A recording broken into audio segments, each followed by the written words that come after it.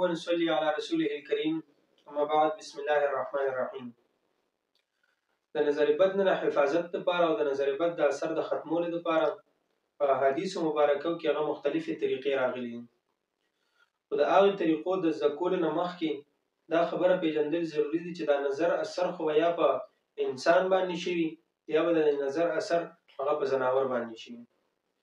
اول موږ هغه ځینې ذکر کوو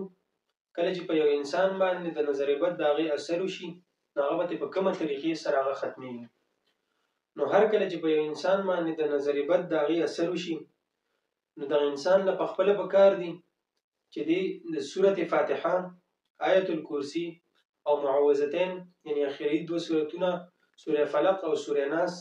او دا دعا چې اعوذ بکلمات الله التامه من کل شیطان وهامه ومن کل عین لامه، دا دعا دی وایي دا د خپل ځان باندې چوف کوي یا د بل انسان هغه د ده دپاره دا دعا ووایي او په ده باندې دې ورچوف کړي. ځکه په مسند احمد کې دي ابن عباس رضی الله تعالی عنه فرمایي چې حضور صلی الله علیه وسلم په دې دعا سره حسن حسین رضی الله تعالی عنهما دمون. د دې د وجې نه هغه دا ډېر مؤثر دم دی. انسان چې کله په ده باندې د نظر بد د هغې اثر وشي نو بل انسان یا دی په خپله هغه دا کلمات ووایي او په ځان باندې دې چوف کړي، الله تعالی به د ده نه د دې اثر هغه ختم کړي.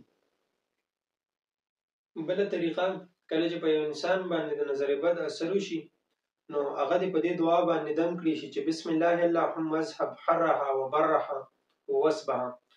په دې باندې دې دم کړي شي. د هغې نه وروسته دې ورته ووایي قم باذن الله، یعنې په حکم د الله تعالی باندې پاڅه، نو انشاءالله الله تعالی به دله د دغې نظر بد نه هغه شفا ورکړي او دغه نظر بد اثر به د ده نه ختم شي. بله طریقه په کومې سره چې د نظر بد د هغې اثر ختمیږي هغه په مرچکو سره دم کول.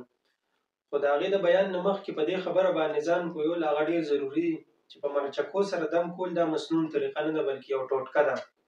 د دې د وجې نه فتاوی محمودیې لیکلي دي چې په چا باندې د نظر بد اثر وشي نو ده له پکار دي چې دی دې اووه مرچکي هغه راواخلي او په دې آیاتو باندې دې دم کړي چې یکاد الذین کفروا لیزلقونک بابصارهم تر اخره پورې، یعنې د تبارک الذي په هغې کې دویم نمبر صورت سوره قلم د دې اخرني دوه آیاته دې په دې باندې هغه دم کړي په دغې اووه مرچکو باندې. او په مجالس الابرار کې راغلي دي چې دغه مرچکي د سر نه واله تر خپو پورې په خپل بدن باندې راکږي، د هغې نه وروسته دې دا اور ته ور واچوي نو الله تعالی به په دې سره د ده نه د نظر بد هغه اثر ختم کړي. اوس بله خبره هغه دا پیژندل ضروري دي چې په دې مرچکو باندې دم کول هغه مسنون دعا به په دې باندې وایي چې کومه هغه د حدیثو نه ثابتې کومه هغه د قرآن نه ثابتې په دې باندې به دم کوي. اوس که د دې نه علاوه دی هغه دی په بل څه باندې دم کښېني نه د قرآن نه ثابتې هغه دعا نه د احادیثو مبارکو نه ثابتې نو په دې سره کول هغه بیا هېڅ فایده نه کوي، په دې سره کول هغه جایز نه دي. دا خو هغه ځای نو کله چې اثر د نظر بد هغه په انسان باندې شوي. اوس که د نظر بد اثر هغه په ځناور باندې شوي نو د هغې دپاره د هغه په ښي غوږ کې 4 پیرې او د هغه په ګس غوږ کې 3 پیرې هغه دا دعا ویل پکار دي چې لا بأس اذهب البأس رب الناس اشفي انت الشافي لا يكشف الضر الا انت.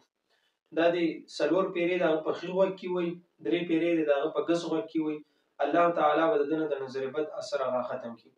اقول قولي هذا استغفر الله لي ولكم ولسائر المسلمين.